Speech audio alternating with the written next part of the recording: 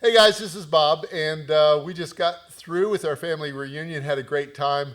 As most of you know, we released our Quantum. The Quantum is going to replace the Evolution series.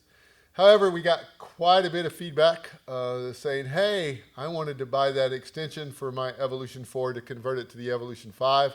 And we will be introducing a kit that will convert your Evolution 4 to your Evolution 5. It's not going to include the spoil board or the rails, but we'll show you where to source those or how to get that done.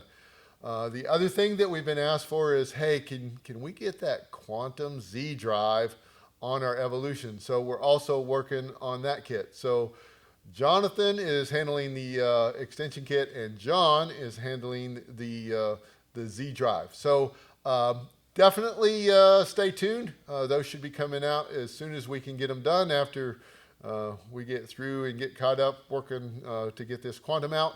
And we'll try to keep you posted on that. So that's what I had for you. Hey, if you came to the family reunion, it was fun. If you didn't, you should have been, because it was fun. So maybe we'll see you next year. See you guys.